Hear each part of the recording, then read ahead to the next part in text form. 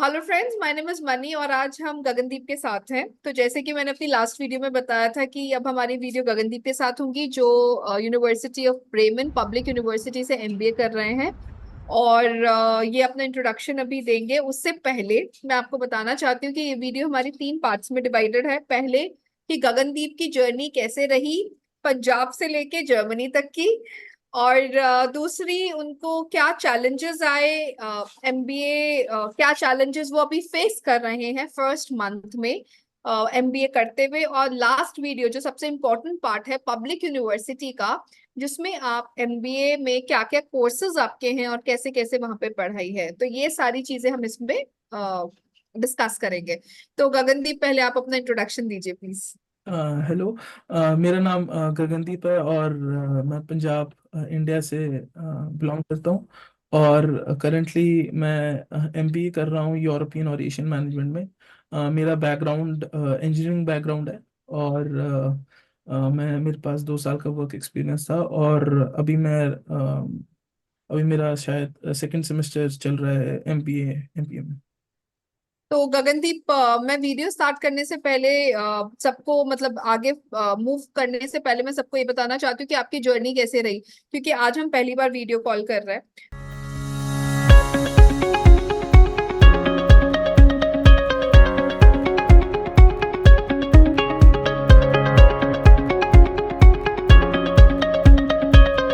कैसी रही, जैसे कि आज हम पहली बार we can meet each other. तो आप पंजाब से लेके जर्मनी तक आपका ऑफर लेटर, आपका वीजा असिस्टेंस, किसी चीज में आपको कोई प्रॉब्लम हुई क्या, आपका एक्सपीरियंस रहा और कैसे हम आगे जर्मनी तक पहुंचे, आप प्लीज ये चीज पहले बताएं।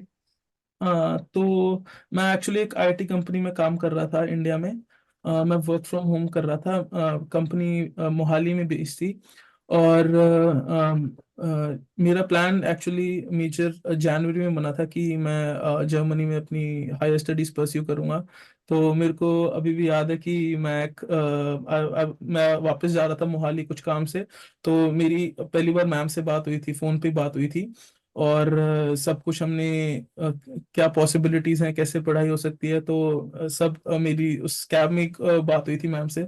और तब से लेके अब तक शायद आज मैं पहली बार मैम से वीडियो कॉल कर रहा हूँ। मेरे को इन प्रेजेंस भी जाने की जरूरत नहीं पड़ी। ऑफिस में सारा काम मेरा फोन पे ही हो जाता था। मैम और मैम की टीम ने करवाया। तो मेरा बेसिकली फरवरी में मैंने एपीएस फाइल किया था। मेरे को जैसे बताया था कि लास्ट जल्द। ईयर।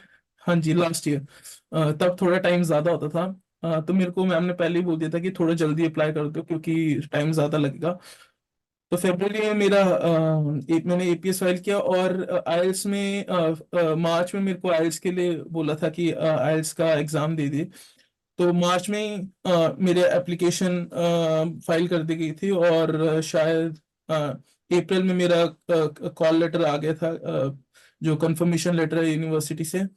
और उसके बाद सारी जो भी रिक्वायरमेंट्स हैं, प्री रिक्विजिट्स हैं, सब कुछ मनी मैम ने करके दिया है। मैं अपना आराम से ऑफिस में आराम से नहीं, तुम आराम से जॉब कर रहे थे उस टाइम या पे। मैं आराम से जॉब कर रहा था। बाकी सब कुछ मैम ने और हैंडल जर्मन किया। लैंग्वेज नहीं सीख रहा था, बस क्लास आ जाता था। और अब मैं प्रॉब्लम में हूँ कि भैया जर्मन सीखना है, जर्मन सीखना है।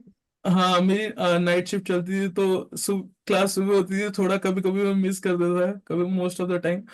तो बट अगर कोई प्लान कर रहा है जर्मन आने के लिए, जर्मनी आने के लिए, तो जर्मन प्लीज, मेरी तरफ से रिक्वेस्ट है कि प्लीज सीखना जर्मन। क्योंकि यहाँ पे बहुत मुश्किल होती है जर्मनी में बात करने के लिए, जर्मन में बात करने की। क्योंकि मुझे अभी भी याद है, जब मैं आ रहा था तो मेरी एक ट्रेन थी, वो छूट गई थी। तो वो मैं ही जानता हूँ या मेरा भगवान जानता है कि मैंने कैसे कैसे बात की है, कैसे किस समझाया है, हैंड साइन यूज किए हैं, कैसे समझाया है, तब जाके मैं यहाँ पहुंचा था। और लेकिन तुम डराओ मत।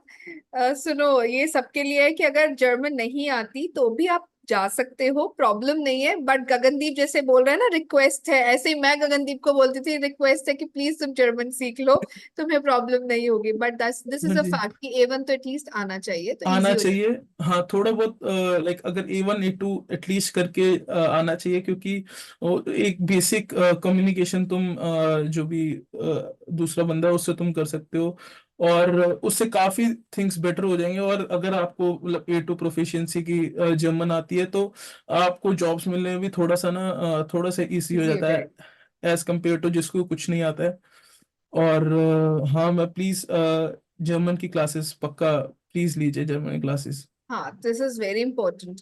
और दूसरी बात, अगर हम बात करें पब्लिक यूनिवर्सिटी की, तो आपकी जो फीस है वो यूनिवर्सिटी ऑफ ब्रेमेन में क्या फीस है आपकी? आप जैसे सेमेस्टर वाइज फीस देते हो, और क्या क्या कोर्सेज हैं, और कैसा इन्वायरमेंट है, आप प्लीज ये बताएं, जो भी स्टूडेंट्स एमबीए करना चाहते हैं इंजीनियरिंग बैकग्राउंड से। तो बेसिकली तीन मोड ऑफ पेमेंट्स है। पहला मोड ऑफ पेमेंट है कि ऑल एट वंस। दूसरा मोड ऑफ पेमेंट है कि लाइक 2 सेमेस्टर्स में, like at the beginning of first semester और at the beginning of second semester दे सकते हो।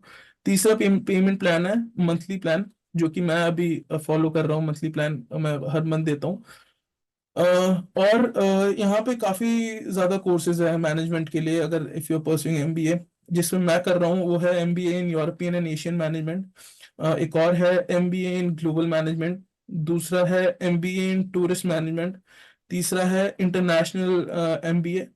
और दो चार कोर्सेज और दो चार एक दो कोर्सेज और फॉलो पढ़ाए जाते हैं। लेकिन मैं इस चीज में बोलना चाहती हूँ कि ये प्रोफाइल टू प्रोफाइल वैरी करेगा, कि किसकी क्या प्रोफाइल है और किसकी क्या रिक्वायरमेंट्स हैं। सारी रिक्वायरमेंट्स वैरी करता है, उसके हिसाब से यूनिवर्सिटी एडमिशन देती है। क्योंकि मुझे याद है आपके कोर्स में भी ऐसे ही हुआ था, हमने यस, अप्लाई किसी और कोर्स में किया था, वहां से बना हुआ था, फिर हमने दूसरे कोर्स में अप्लाई किया था। तो क्रेडिट ट्रांसफर हो सकते हैं, but the course will depend upon the profile. तो जैसे गगनदीप की प्रोफाइल है, तो जरूरी नहीं है कि आप ही की प्रोफाइल में सेम प्रोफाइल पे सेम कोर्स मिल जाए। तो रिक्वायरमेंट्स चेंज होती रहती है, मीट करना जरूरी है पब्लिक यूनिवर्सिटी के लिए। Exactly exactly. मेरा इंजीनियरिंग बैकग्राउंड था, इसलिए जो यूरोपियन एशियन मैनेजमेंट है, बेसिकली जिनका इंजीनियरिंग बैकग्राउंड होता है, मोस्ट ऑफ 95% उन्हीं को मिलता है यूरोपियन एशियन मैनेजमेंट। यस। और मुझे एक बार कोर्स के सब्जेक्ट्स का भी आइडिया दीजिए गगनदीप, कैसे लेक्चर्स हो रहे हैं, हाउ कंफर्टेबल आर यू, और आप औरों को एमबीए के लिए क्या बोलना चाहेंगे पब्लिक यूनिवर्सिटी से। यहाँ का स्टडी स्ट्रक्चर कम्प्लीटली डिफरेंट है एज कम्पेयर टू इंडिया का स्टडी स्ट्रक्चर, जैसे इंडिया में पढ़ाया जाता है। इंडिया का कोर्स स्ट्रक्चर बहुत रिगरस होता है, बहुत ही टफ होता है। बट यहाँ पे आपके मेंटल बीइंग को भी कंसिडर किया जाता है, और देखा जाता है कि किस स्पीड में जो जो स्टूडेंट है कंफर्टेबल है सीखने के लिए। तो उसके उसके हिसाब से क्लासेस बहुत लीनियंटली ली जाती है, और टाइमिंग्स भी बहुत सही रखी जाती है, ताकि स्टूडेंट्स को दिक्कत ना आए। और सब्जेक्ट्स सब्जेक्ट्स काफी लाइक वेरिड है। हर हर फील्ड का हर चीज है। जैसे मेरे को फाइनेंस में अच्छा लगता है, तो मैं फाइनेंस परस्यू कर रहा हूँ। बट स्टार्टिंग बिल्कुल बेसिक से होती है, जैसे cross cultural management, sustainability management, फिर कम्युनिकेशन, फिर हाँ जैसे मैं यूरोपियन एशियन मैनेजमेंट में हूँ, तो European Asian business, international law, फिर अब फाइनेंस, इंटरनेशनल अकाउंटिंग, ये ऐसे सब्जेक्ट सारे होते हैं। तो जो मेन पर्पस आपका कहने का है कि जो वर्क लाइफ बैलेंस जिसको कहते हैं, कि आप अपनी जॉब भी कर पा रहे हैं, आप यस, अपनी पढ़ाई भी कर पा रहे हैं, और जो हमारा टाइम मैनेजमेंट है हम वो भी कर पा रहे हैं, that yes, is being considered whenever you apply to the public university. Public university का सबसे अच्छा यही फायदा है। दूसरी यस। चीज ये भी है कि आपको फिनेंस अच्छा लगा, आपने फिनेंस में मूव कर गए, किसी और को हो सकता है कोई और सब्जेक्ट पसंद आए तो वो उसमें भी मूव कर सकता है। तो आप अपने आप को रिस्ट्रिक्ट नहीं कर रहे हो कि मुझे यही करना है। एग्जैक्टली मेरे कुछ दोस्त हैं, बहुत ही अच्छे दोस्त हैं, उन्होंने प्रोजेक्ट मैनेजमेंट की फील्ड चूज की है। मेरे कुछ दोस्त हैं जिन्होंने ह्यूमन रिसोर्स एचआर में यस। अपना परस्यू किया है। ऐसा यहाँ पे आपको कोई फोर्स नहीं करता कि आप इस फील्ड में जाओ। जो आपको अच्छा लगता है वो परस्यू करो। और कुछ मेरे दोस्त हैं जो रिस्क मैनेजमेंट में भी अभी परस्यू कर रहे हैं अपनी फील्ड। तो ये I think this video will be very informative her student के लिए, क्योंकि पंजाब से इतने बच्चे परेशान हैं कि भैया कनाडा नहीं जाना, कनाडा नहीं जाना, कहाँ जाए क्या करे। तो जर्मनी इज सेफ, कोई ऐसा प्रॉब्लम नहीं है, पढ़ाई अच्छी है, इंग्लिश में भी आप पब्लिक यूनिवर्सिटी में कर सकते हो, और आप कोई भी सब्जेक्ट ले सकते हो। प्लस आपको आपको पार्ट टाइम जॉब भी आसानी से मिल रही है। आसानी से तो खैर कुछ नहीं मिलता, बट अगर आप स्ट्रगल करो तो ऑफ कोर्स मिलता है। आसानी वर्ड तो मैं नहीं यूज करूंगी, बट अगर आप मेहनत करो तो आपको मिलेगी जॉब, जॉब का प्रॉब्लम नहीं है। और गगनदीप, ये वीडियो हम लोग यहीं एंड करते हैं। जो ठीक,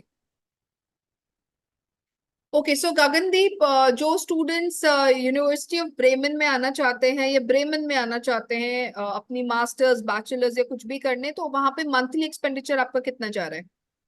करेंटली मेरा रेंट 330 जाता है। उसके ऊपर डिपेंड्स ऑन कि आप कैसा खाना कंज्यूम कर रहे हो। अगर आप ज़्यादा खाना मतलब वैरायटी यूज़ कर रहे हो तो थोड़ा ज़्यादा आ जाता है, जैसे 200 यूरोस।